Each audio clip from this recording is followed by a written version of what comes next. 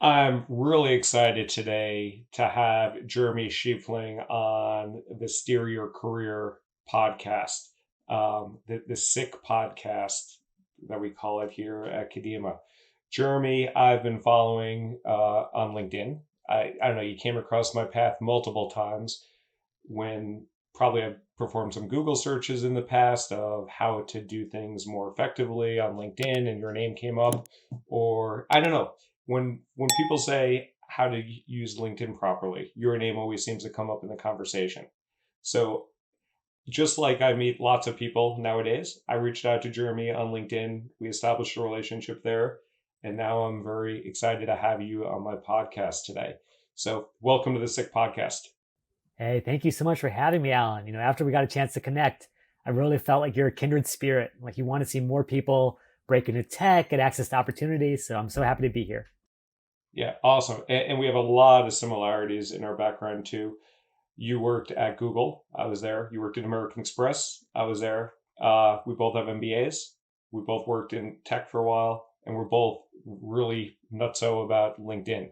I'm That's not right. so nutso that I work there, but it is a company that has been on my target list. I actually just went there to have lunch with a friend in the New York office. So you have great offices, or I know you're not there anymore, but great offices in the New York area. But tell the audience a little bit what you're doing now. Yeah, for sure. So, one of the things that I learned when I worked at LinkedIn is just how powerful a tool it was, not just for like the typical types you might expect for headhunters and CEOs and that type of person, but instead for students and recent grads, people who are trying to get their big break. And so I recently had a chance to write a LinkedIn book with someone I met at LinkedIn, Omar Garriott. And this is sort of a labor of love for us, like getting a chance to talk about, all the insider secrets we learned and expose them to the outside, give them to everyone across the world to land their next great opportunity. Awesome. And you didn't put that fully in the screenshot. So can you put that in the screenshot and say Oh the yeah, name of yeah, the for book sure. There also you for our go. listeners? Yeah, it's Yeah, called there we go. It's called Linked. And what's the subtitle there? Because it's a little out Yeah, of we got focus on my a lengthy screen. one. It's Conquer LinkedIn, get your dream job, own your future. Hopefully not too bold, but that Yeah, is the promise. nice. And I'm listening to it right now, so I haven't finished the whole thing, but it is the Bible of LinkedIn. And now it's something I am going to recommend, if not require, for the clients at Kadima to listen to this because the way you break it down, the rationale behind it, the way you and Omar are very clear and articulate of talking about the recruiter side and how someone should utilize LinkedIn effectively for their audience. And talk a little bit about that because there's 900 million people on LinkedIn now. There's some people that are now trying to be influencers. That's what I'm trying to do on LinkedIn now. But I'm at a different stage of my career.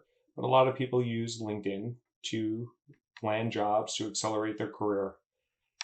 Talk about your experience from being inside LinkedIn for a couple of years and just your knowledge of the space of what they're looking for. Those people that are like hundreds of millions of people that are on LinkedIn trying to advertise their wares to an employer. What are those employers looking for? Yeah, I'm so glad you called that out, Alan, because that really is the big difference between LinkedIn and every other social network. So often the students and recent grads that I worked with when I was at LinkedIn said, hey, that's like the boring social network. That's the one my dad or mom uses. And it's all because they didn't see what was happening behind the scenes, which is there's a whole nother side to LinkedIn where recruiters are coming onto that tool looking for top talent across the world.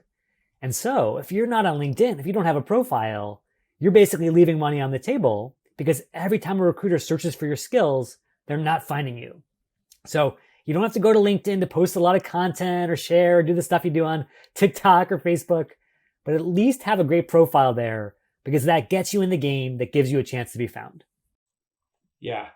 And I like how one thing you said there is that you don't need to create a lot of content. And I know there are some career coaches out there that have gotten a little too excited about posting content themselves and now wind up coaching their clients that hey, that's a key aspect for you to get noticed by employers about posting a lot of content on LinkedIn.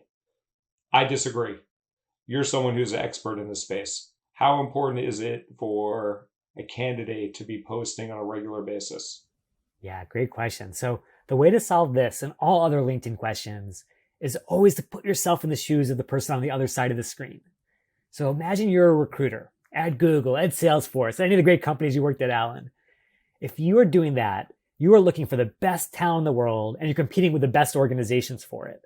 So you are not going onto LinkedIn and saying, hey, show me a product manager or a data scientist who posts a lot on LinkedIn. You're saying, show me someone who has all the right keywords, the right skills, the right experiences that come in and knock people's socks off, who's going to get me promoted, not fired. And that does not mean that they're going to be a prolific LinkedIn poster. That means they're going to be prolific at what they actually do. And so that's why I say there's lots of reasons to post content. If you want to be a thought leader, if you want to do sales, that's great.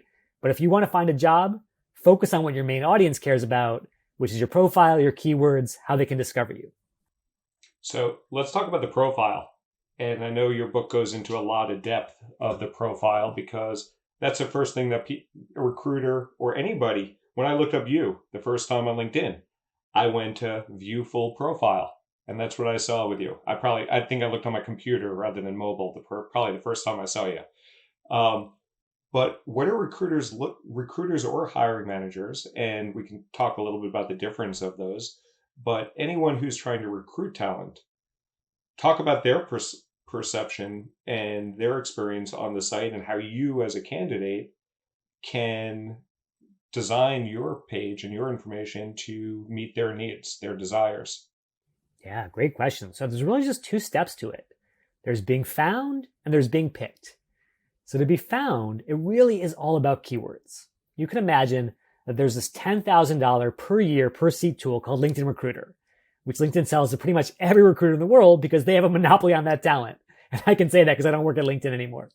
And so now, if you're a recruiter, you might say, show me a product manager who has a background with road mapping, product specs, wireframes, B2C, and EdTech. Those are the things that I really need based on talking to the hiring manager. I plug all those things into the algorithm. LinkedIn spits back all the best candidates who have those all over their profile. Their headline, their about section, their experience, their skills. It's like ding, ding, ding, we've got a match. And so now maybe I have like 100 people to look through. But even as a recruiter paying all this money to LinkedIn, I still only have maybe 25, 30 emails to send over the course of a month. And so I got to be really picky who I reach out to, who's worthy of that email. And now I got to look for other things like, what does your photo say to me? I know this can seem really ridiculous here in this age of technology, but it's still a human being making this decision. And LinkedIn's own data suggests that people with profile photos are 14 times more likely to be picked by recruiters than those who don't have them, no matter how qualified they are.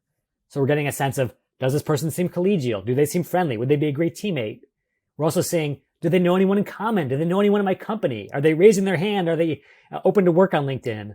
All of those are signs that they're worth reaching out to versus someone who's on the sidelines, not really interested. Yeah. And on that profile picture, I remember in the book you refer to something, a specific type of smile where like your teeth are showing, you see wrinkles in the eyes. Like I'll do it here on the camera for people that can see, like a more authentic smile rather than one where your teeth are clenched. What's the type of that smile called again? And if you have any Yeah. more details about that. Yeah, so there's been some interesting psychological research into this over the years. So what psychologists call a Duchenne smile basically involves all these autonomic nervous systems in your face kind of clicking in when you're genuinely happy. So like basically if you have just discovered you won the lottery, if you just discovered that your kid had a great day at school, you just can't help but having all those muscles go into action around your eyes, around your lips. However, in this age of selfies and social media, we've all perfected what's called the Botox smile, where you see the teeth, but pretty much nothing else. And one of the savvy things about our human DNA and our human sort of programming is we can instantly detect the difference, that genuine smile versus the faked one. And we're automatically attracted to the former, which is why it's so important to be authentically happy and have that Duchenne smile when you're staring out at that sea of recruiters. So am I authentically smiling at you now or am I bullshitting you? Yeah, that's right. Good question. And I'm sure there is a way to fake it a little bit, but my No, point is like, no, if this is an you look at authentic it and you're like, smile. wait a second, yeah, that Yeah. guy's got a little Botox going on, you're in trouble. Yeah. Yeah. No, I'm not a big fan of needles, so that's not for me. And it sounds also like you may have like a psychology background or you're very into thinking about how people decisions are made. And I say that you at the Ross School in Michigan got your MBA in marketing. I was also marketing, like that's where I focused my MBA on. Do you have a psychology background as well, from some of those fancy terms you were using with the Yeah, smiles? no.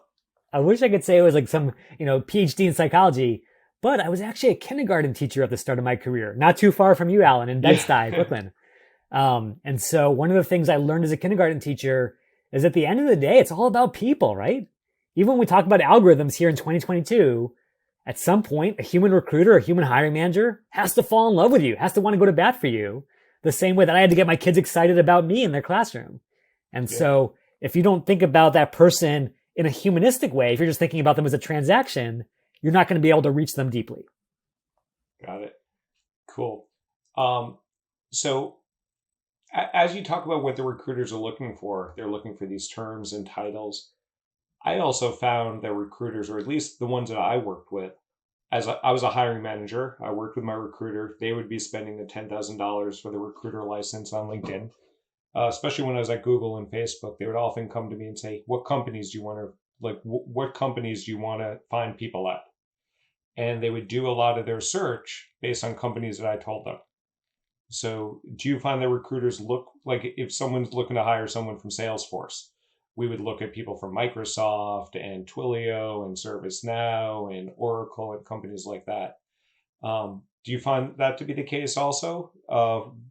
How recruiters use the recruiter license, or was that a unique experience to me that people are searching at the companies you're at as well? I think that's actually the dark side of LinkedIn Recruiter is that you can game all this stuff, right? You can put the keywords in, you can build out a great about section, all of that stuff.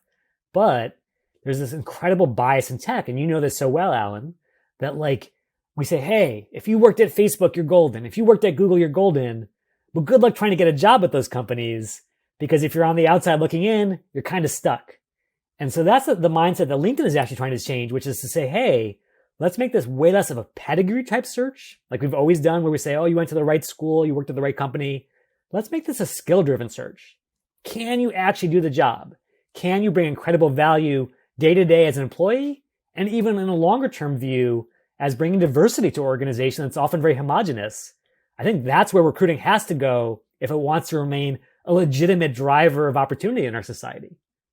Yeah, that's all well and good. I don't know if you said in your book or I was listening to another book where no one ever got fired for hiring IBM. Oh, for sure. Yeah. So, and like, not that IBM has that name recognition now, but I think that used to be a That's right. saying Yeah. back Yeah. in the 80s and 90s. So like no one would get fired for picking a candidate from Facebook. Like all the meta layoffs now, you identify Yeah. talent from That's right. there. That's right. Uh, you won't be embarrassed as a recruiter. And in your book, you talk a lot about, you call it offense and defense, whereas your profile is playing defense and getting out there. I call it reactive versus proactive, but it's very the Yeah. same concept. And you guys describe it in your book as defensive. Where I'm getting at here is if you do not have the Google on your resume, or you do not have the LinkedIn on your resume, or you don't have American Express on your resume, there are ways to also get great jobs. And I think that's where it gets a little bit more offensive. But love to hear your definition of defensive versus offensive and how you consider that.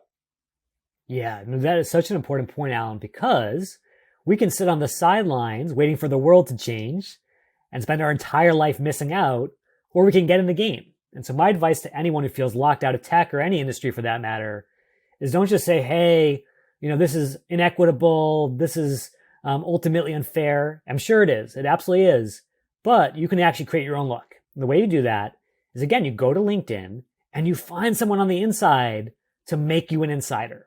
So right now, maybe you don't have Google on your pedigree, but if someone at Google goes to bat for you and says, hey, Alan or Sarah or Zach would be an absolute rock star here, and they can make their case to the recruiter in the form of a referral. They can make their case directly to the hiring manager if they happen to know them. That is so much more powerful than just having a nice profile gathering dust on LinkedIn. Yeah. And I think there was a stat that you alluded to in the book, jotted this down. I think it's correct. Only 7% of candidates are referrals, but Yes. 40% of the hires are from referrals. Right, So which is crazy, right? there's a huge success. Yeah. Like there's less fish in that ocean, but more likely that that's a good fish to go home with. Yeah. I'm mixing analogies there, but No, no. And I think the biggest pain point to me is why is it only 7%? Like I talk to, students all the time and they always know, oh, I got to get a referral. I got to get a referral. And yet 93% of people never do. And their chances are garbage versus this like lucky elite are breaking through. And I want everyone to be a part of that elite. I want everyone to have that access. And that's why I'm a big believer in LinkedIn. yeah. So talk about that. So for someone, when I came out of undergrad, I went to a no-name state school in New York. You might know about it because you were in New York, Binghamton, but not a lot of Sure. people outside of New York know about it. So I had to hustle a lot more, be a lot more proactive. Now I have some better brands on my resume, Yeah. and I'm no more smarter, but I look more attractive as a That's candidate. right. That's right. So I have to do less outreach, but I still do outreach. So for folks that need to get like need to play more offense, and they have their defense set up, like they have their picture on their profile. Everybody can have a picture on their profile. There's other tips that you have in the book about being clear with your title in the about section, not the about section. What's that section called? Like the 140 characters you Ah, have? your headline. Yeah. The headline. The headline is critical. So everybody has that ability, but not everybody has Google or American Express or LinkedIn on their profile. What are some tips for people to play offense effectively on LinkedIn? Yeah, and let me actually demonstrate this one because I think seeing is believing Yeah. here. So I'm going to go ahead and Okay. share my screen. And so what you're going to see right now is what it actually looks like when you come into LinkedIn and you're looking for someone from your alma mater or from some affiliation you have. And so if you've pulled up that page, okay, Okay. yeah. And there's So check this there's out. Binghamton, which by the Yeah, way, that's a false image because it's not raining in that image. no. It always rained Well, like there. I But say, anyway. I grew up in Yeah. Buffalo. So first of Yeah. all, I love SUNY, and I always thought of Binghamton as the flagship of the SUNYs. So there you got that. They Um, always marketed themselves as the public ivy. That's what there they you told go. me as in their Exactly. marketing Exactly. material. Yeah. And so what I would say is, you might be thinking to yourself, "Oh, I didn't go to Harvard. I didn't go to Stanford. I have no chance of working at Google." But surprise, surprise, there are 285 Binghamton alumni at Google. In fact, it's the number 2 employer after Amazon of all Binghamton alums, which is incredible. Wow. And so if you click on Google over here, you're going to see that you have all these amazing people to contact on the product management team, the engineering side. And if you want to reach out to someone and actually build a connection that could lead to a referral, again, you don't have to know them already because you have this massive affiliation in common. You're members of the same tribe. So you Yeah. come over here, you click connect, you send a message to Yinghua, and before you know it, you're on the phone, you're on Zoom, you're chatting with an alum who wants to pay it forward to the next generation. And at the end of the call, all you say is, Yinghua, you have been absolutely amazing today. You've rocked my world. Would you do me one final favor? If I sent over my resume, would you mind putting it in the referral system? And Alan, you know, as a former Googler, if I get hired based on Yinghua's recommendation, what does she get? $4,000 if it's still what it was when I was at Google. Yeah, when I was there, it was up to like 25,000. So really, I think for certain super in demand roles, yeah. I got a lot of scrubs in there, I guess. yeah. But my point is that like I think so often, especially as students, but even as mid-career professionals, we look at referrals as like, whoa, I'm asking this really big ask of someone. I'm so nervous about it, but it's actually a win-win. Obviously, you have a 10x advantage of getting hired. But Yinghua just made $4,000 for 2 minutes of work, so not a bad ROI in her time as well. Cool. And for those that are not able to see what we're talking about here, what Jeremy did, not only did you reach out to Yinghua, and you didn't send a connection, but you were about to, and you probably did this intuitively because this is natural for you. Rather than just send a blind connection, you said connect with note, and you were going to write something. And LinkedIn, I don't know if you had anything to do with this during your time there, very conveniently limits your characters to 300 characters. So you cannot be verbose. You need to be pretty concise with that first message. So rather than just sending a regular connection request, you are suggesting that you connect with a note. Is that correct? Exactly. So always personalized connection, because otherwise, how does she know who you are? The question I always ask students is, when you were growing up, Alan, what did your parents tell you about talking to strangers? Never talk to strangers. Exactly. My parents too. I think paranoid parents is like a global universal. Yeah. And so I'm sure Yinghua's parents told her the exact same thing. It'd be so easy for her to say, oh, it's a stranger, click delete, click spam. But if you can make sure that she understands what you have in common, that you're following in her footsteps, you take down that stranger force field. So it's really critical that you make that clear. Totally agree. And I'm a big fan of Robert Cialdini. I don't know if you read the book Influence or Yeah, familiar with that great book. one. And also Dale Carnegie with How to Win Friends and Influence People. And what you're trying to do in this situation is influence Ying Wei, or I forget her name now, to respond to you. So another thing that I do, and I bet you do this as well, is always use their name. Yeah, Don't just like don't do it generically. And you also bring up the connection that hey, we went to Binghamton together, so you have that yeah, commonality as well. Yeah. absolutely. And Well, so one thing I just want to call out, a little bonus hack for your listeners, Alan, is you're right. 300 characters is not that much. Although I would argue in those 300 characters, you can actually get across the most important things. I'm a current Binghamton student. I'm really thrilled to discover your profile because I want to learn about what it's like to work in data services.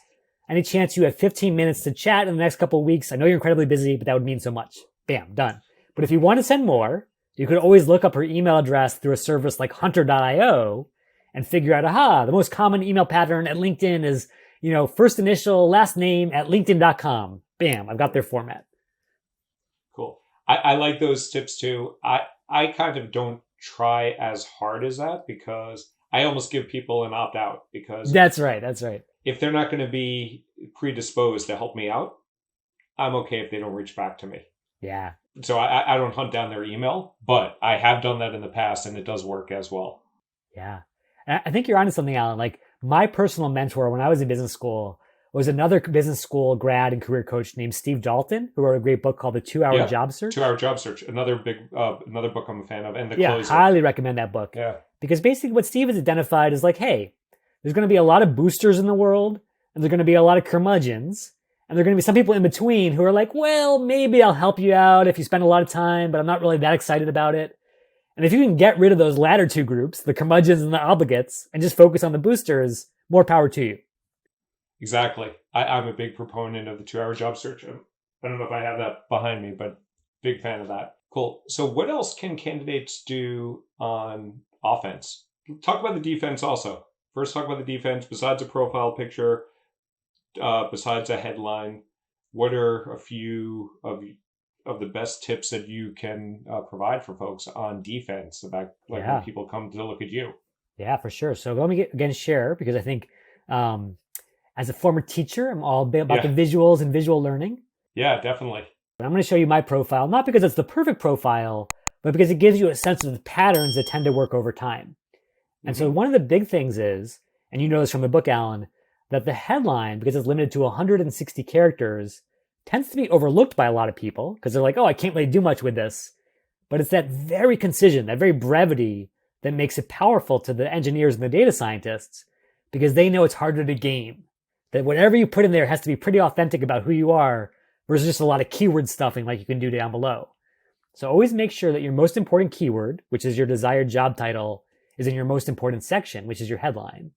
And so obviously if you're in a space that you want to stay in, like marketing, you can just list that.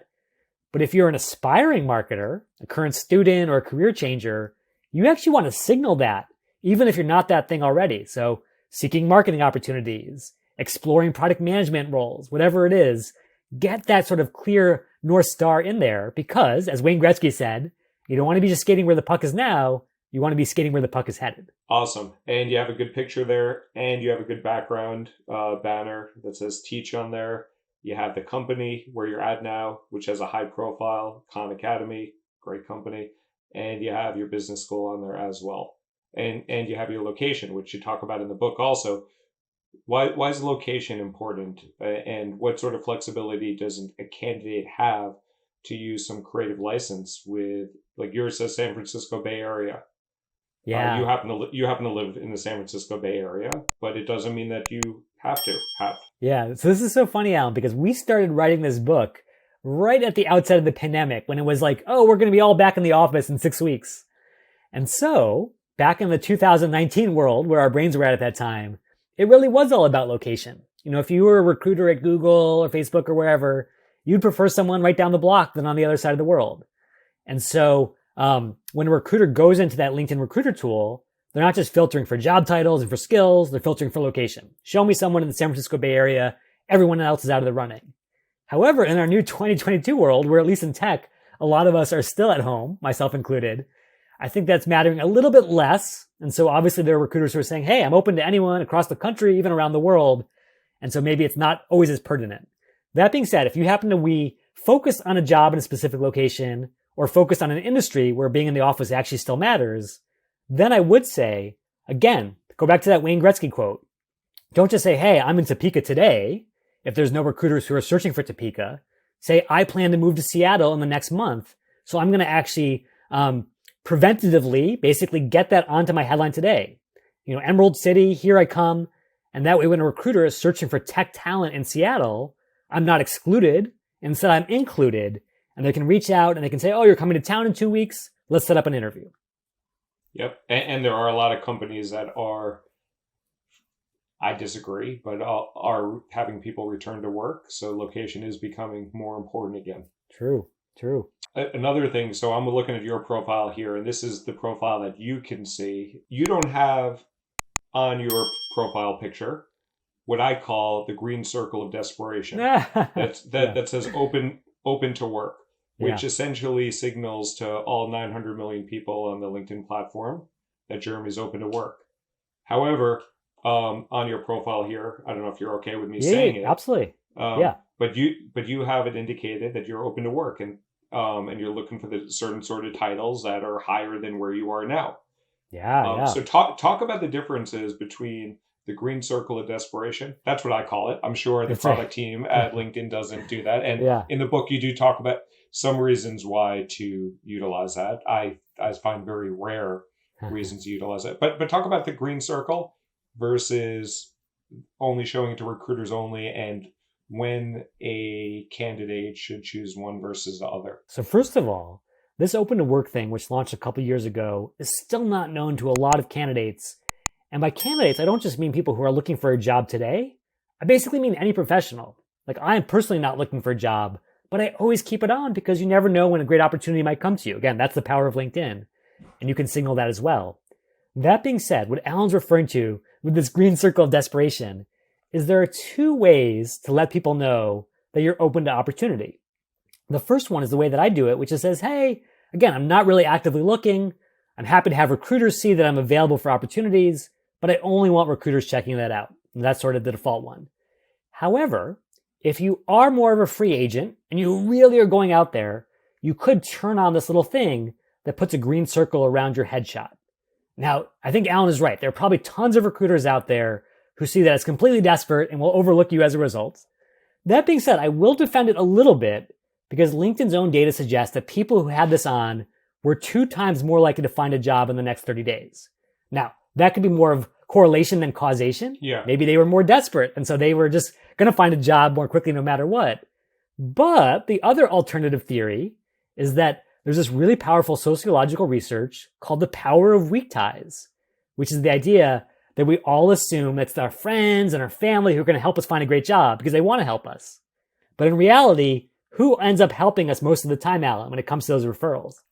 Yeah, it's people that you haven't talked to in years, maybe like a high school buddy or something that you just reconnected with or ran into at the pizza shop or something like that. Exactly. And so the case that LinkedIn wants you to believe, and again, I don't know the full data here, is that by putting this out there, you're activating that weak tie network. All the random people in your network who you haven't talked to in a while now see that every time you post on LinkedIn. And they're like, hey, Alan's looking for a job. Jeremy's looking for a job. That's amazing. I've got a great opportunity with him in mind. And so LinkedIn's just done a recent study that actually confirmed that analysis. They worked with a professor at MIT, and they discovered across 20 million users that you are much more likely to be referred and introduced to opportunities by people at the peripheries of your network. So make of that what you will, but that's the defense of the green circle of desperation. So, but you can still benefit from those weak ties, and you can do it a little bit more clandestinely as well. So I'm a big believer of weak ties.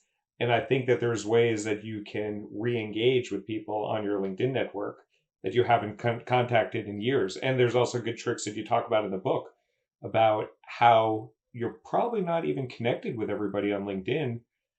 Actually, almost everybody is not. That is in your contact database. So there's probably a lot of people that you may not even know may work at Google or might work at like Salesforce or might work at Twilio or whatever. That's exactly right. And so let me ask you this question, Alan. How many people do you think the average human being tends to know over the course of a lifetime? It's a good question. I don't know. Like it's hard. 2,000. Pretty I don't close. know. Yeah, some of the research I've seen suggests about 5,000, but obviously it depends on, where you Yeah. live and who your network is and all that. What I find is when I worked at LinkedIn, the average number of connections per user was something more like 20 than 5,000, which tells me a lot of people are leaving money on the table again, which I hate. And so what I always encourage people to do is they say, Jeremy, should I connect with strangers on LinkedIn? And I'm like, I'm not sure, but I am sure you should get credit for the people you actually know. So come Yes. over here to my network, come over here to the add personal contact section, and basically just import your address books. So your Gmail or your embarrassing old Yahoo or AOL account like I have, get credit for those weak ties because you never know when you come over here and say, show me who I know at Google. You may discover there are lots of people you haven't been in touch with in a long time who now work on the inside. And those can be the folks who give you the referral that get you access to the job. That's huge. And when you advise people, or whether you do this, when you reach out to some of these people, are you typically also using that function of connecting with a note rather than just connecting blindly? Yeah. So Because like when you connect, you can just click a very easy connect button, which actually I am upset with LinkedIn about, because sometimes I press that by accident and yeah, it sends a connection request, and my intent was to send a note. that's right. And that's especially true on the mobile app, unfortunately. I think to Yes. reduce friction in a very sort of difficult to type space, they say, oh, we'll just send a connection request, which again is not ideal, especially if the person may not remember you. So I agree. So you showed one way that I, from someone from Binghamton, which is not like necessarily like Harvard or Stanford or something like that, was able to find, I think there were 250 plus people at Google.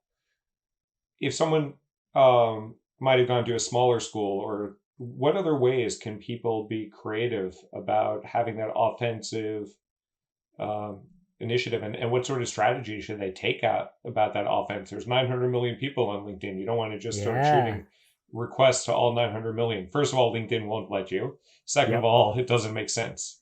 Yeah. So let's say you want to break into the big G and you're like, well, Binghamton is almost too easy because they have hundreds of thousands of alumni. What if you went to a small liberal arts college like I did? Obviously, you can always filter for your alums. You go to all filters and you filter for school, but you can also filter for other things. So you might say, hey, like I did an internship back in undergrad where I worked for IBM. And like you said, maybe IBM has lost some of its luster. But if you click show results, there are 6,100 ex-IBMers at Google. And you can reach out and say, hey, we have this other alumni affiliation in common. Can I hear what it's like, apples to apples, when you compare IBM to Google? I know Michael. He's a good Oh, guy. there You you can go. reach out to Look at him. that. Yeah. Look at that. That's the power of LinkedIn. And that's Yeah. just one example. Like you could say, hey, I don't even have a tech background. Like again, when I broke into tech, I had never worked at any tech company, period. But if you go to connections and instead of searching for first degree, you search for second degree, what you discover is there's exponential math as you move out in your network, where even if you don't know anyone directly, chances are the people that you know people on the inside. And so if I wanted to get Yeah. in touch with Tyler, I could go cold and he probably never responds to me, or I could have Chris introduce me, and now I have almost a surefire way of getting in touch. And And, then finally, and you might say, well, oh, sorry, go I'm ahead. just starting my life. I don't even know people, period.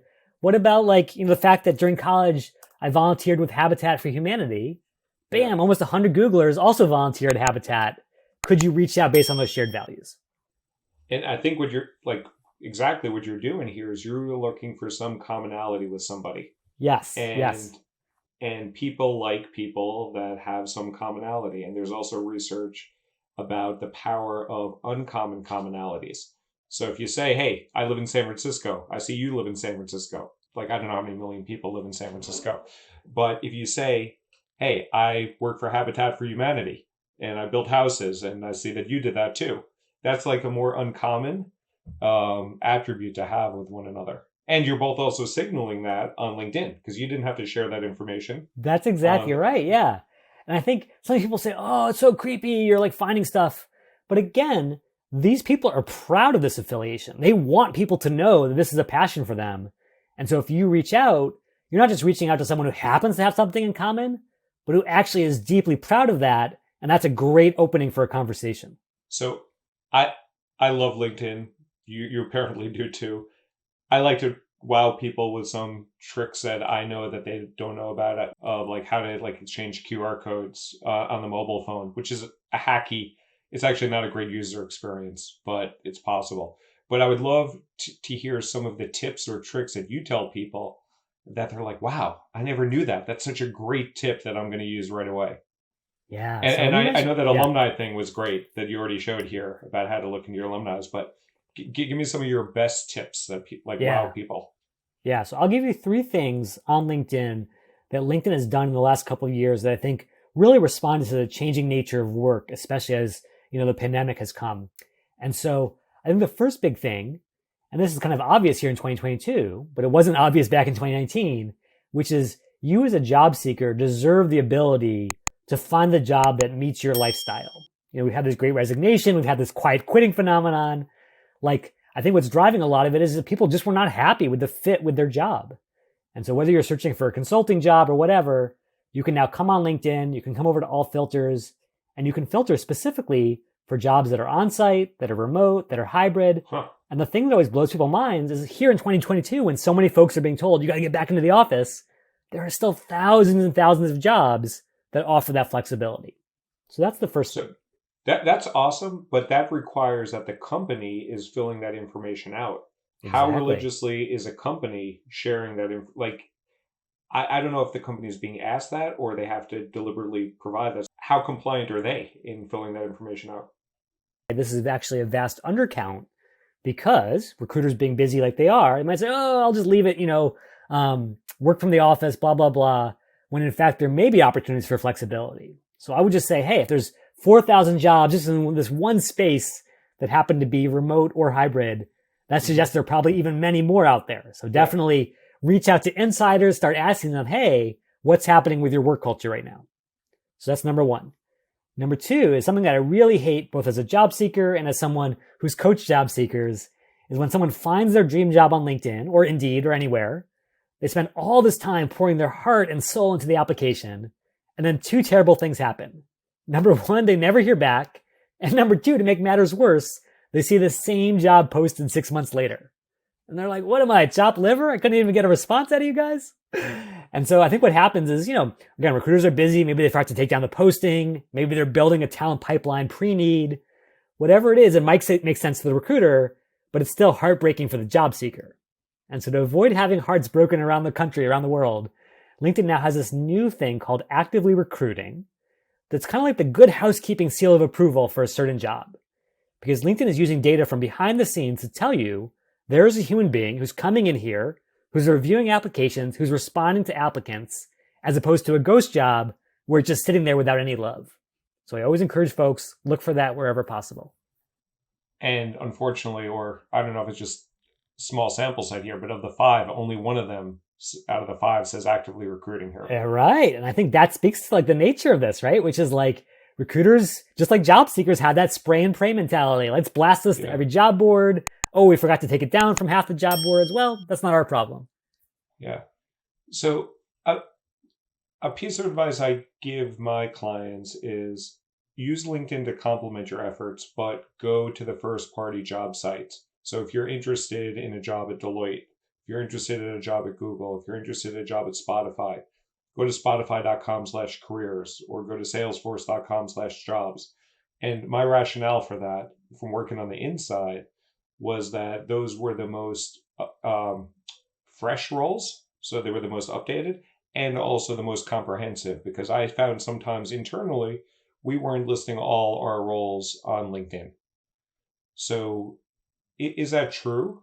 That like maybe not the whole database is on LinkedIn and that some of the fresher roles might be on the first party sites that you may not see on LinkedIn. Not Yeah, because they're hiding it, but yeah, just they're not being yeah. served up there. It is possible. So I would definitely say there's probably the source of truth will always be the company's own job board. That being said, when I was at LinkedIn, we acquired a company called Bright.com for $100 million back in 2013 that did nothing but scrape jobs from all across the internet, very much similar to what Indeed does. And so I would argue that LinkedIn probably has pretty good visibility. And so if you're focused less on a specific company and more on a specific function or a specific industry, whether you use LinkedIn, whether you use Indeed, they're pretty comparable at this stage. That being said, you will see that for a lot of these jobs, it will take you straight back to that actual job board. So that way you're always going to be sort of going through it anyway. So I wouldn't worry about that too much. However, what I would worry about, and this is the last thing that I wanted to share, is especially now that there are so many interviews conducted online, I think there are a lot of people, especially some of the mid-career professionals you work with, Alan, who got really used to, all the stuff that made a great in-person interview 5 years ago, right? The killer handshake, the great sort of eye contact, all that good stuff.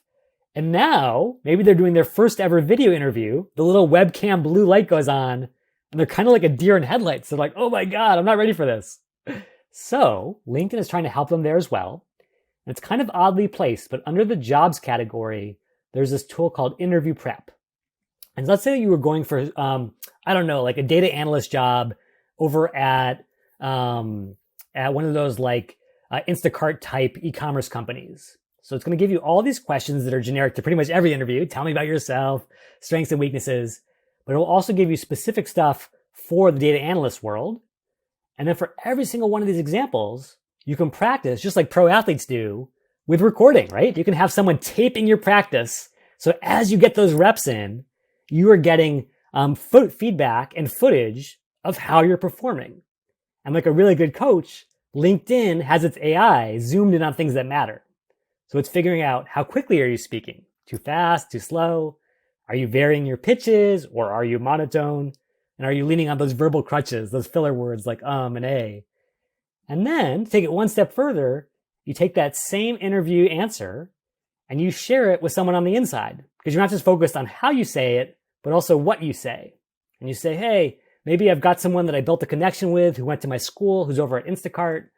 So I request feedback. I come over to Micah. I say, Micah, all I want is 30 seconds of your time. If you just watch this little clip, am I nailing your values? Am I nailing your tone? How would I come off against the Instacart matrix? And I think that's a really powerful tool because, again, that is all free.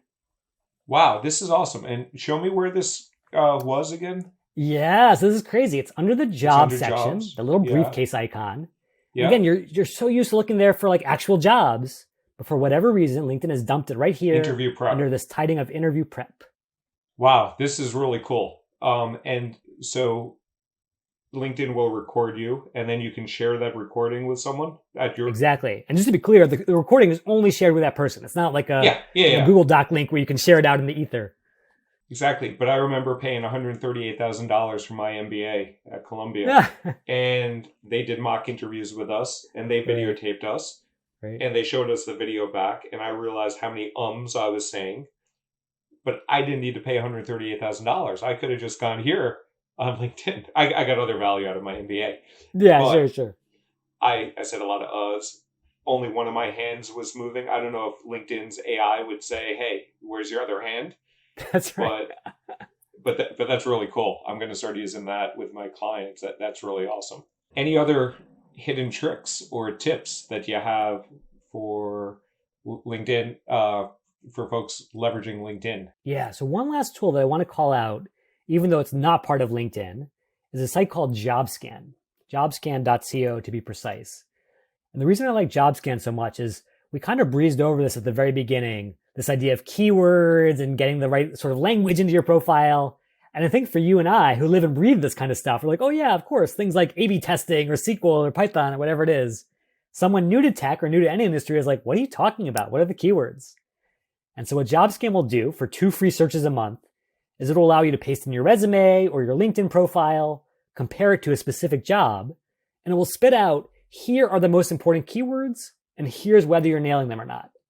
And so what's really critical is to understand how often are the most important keywords appearing in a job description, which is the source of truth from the recruiter, and then how often are you getting them into your resume, into your profile, because the higher your match rate, the higher up you appear on the recruiter screen, the more likely you are to be chosen. Very cool. So this is just a quick pivot, and then I'll ask you one last question. But you talk a lot in your book, who the book is written for, and a part that you talk about in the book is for underrepresented groups, diverse individuals. And talk about, I'm a believer that, well, the companies are talking a big game that they want to hire diversity. They're doing a really shitty job of walking the talk.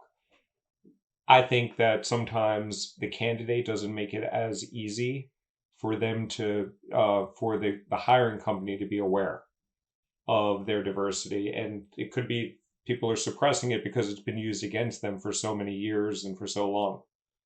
Is that true? And if like regardless of that, if my assumption is that diversity now is actually an asset to a candidate, how can they subtly or not so subtly ensure that a recruiter is aware of their diversity? Yeah, great question. So first of all, I think the tech industry, as you correctly alluded to, is mostly to blame here because of the exact things you were calling out at the beginning in terms of, hey, if I'm going to only look at Facebook and Google and Salesforce when I do my LinkedIn searches, it's almost like a tautology.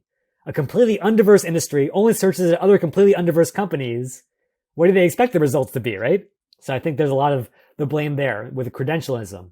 That being said, I do wish that every diverse candidate out there knew there were companies like Khan Academy where I work, and probably a lot of the big tech companies as well, where there are savvy recruiters who are like, I'm going to search for HBCU. I'm going to search for certain Black or Latino affiliated fraternities and sororities, because I know that's a signal that we're going to get a diverse pool of candidates. And so, and I totally get this, if you were growing up in that community, you might have been told like, hey, as you enter into the white corporate world, keep all of that on the down low. Don't share that because that could be discriminated against. And absolutely, there's still discrimination alive and well, including on LinkedIn. There are a lot of studies that prove that. However, you don't want to work for those companies anyway, any place that's going to discriminate against you. And you do want to be found by the ones that value your diversity. So please, please, please, to everyone listening from that audience, like if you've got those signifiers, get them onto your profile just like you would with these technical keywords, because they can matter tremendously. That's a great point. But how can people find you? You have so much wisdom on LinkedIn. How can people find you? How can people find your book? Yeah, absolutely. So come on over to linkedinguys.com. We actually have a free offer right now, which is if you review us, specifically our book, we'll review you, your LinkedIn profile. So, oh, sweet. Just I'm gonna review your book once I'm done. Hey, there you go. I will definitely hook you up, Alan. I would love your feedback on my LinkedIn profile. And then there's this little professional network out there that I'm always happy to connect with people on. You might have heard of it, so check me out on LinkedIn. And on that note, I have a very hard time being part of any other social network. And LinkedIn's really not a social network. It's a professionally social network. Do you have time for any other social network? Not really. And I have to be honest, like, I think LinkedIn, again, and I totally get that it fails the Gen Z test. If you get there, you're like, these people are talking about HR trends and macroeconomic stuff. This is boring. This is not like viral video stuff. But to me, those are my people. Like that's the kind of stuff I love geeking out about. Yeah. So that's why I love LinkedIn. And I'm trying to get my kids on it. My son, my 16-year-old Jonah, connected with you on LinkedIn. I think right. You're only one of his 10 connections. I can't get my other 2 kids on it yet, but they'll be on there soon. Yeah, I gotta say, like, this may be a bad thing in the sense that like maybe it's like the rich getting richer generation after generation. But I wish every high school kid would get on LinkedIn because like, Alan, think about this. If you and I knew at age 16 what we know today, and we could have started building networks, building connections, like we would be completely unstoppable right now. And so I'm so jealous of Jonah and the next generation because they do have that chance. It's a very powerful tool. You and I, in another conversation, I think you were able to look into the LinkedIn code and see how early of an adopter I was of LinkedIn, which was 2004. I think I was like number 6 million. So I was in like the top 99 percentile easily of loyalty for LinkedIn. So I'm a big fan. Thanks for what you did for LinkedIn in your couple of years there as a product manager. And thanks for what you're doing at Khan Academy. I don't know if you want to talk a little bit about what you're doing at Khan Academy. Yeah, so I mean, the same thing at LinkedIn is just trying to support, again, more students, more learners who are trying to make their way in this world. And I know there are a lot of macroeconomic trends that are blowing against everyone, especially the youngest folks. But if you're excited about leading that charge, come to LinkedIn, connect with me. Let's talk some more. Awesome, Jeremy. Well, this was a great conversation. Just appreciate everything that you're doing. Thanks so much, Alan, and good luck to all your listeners.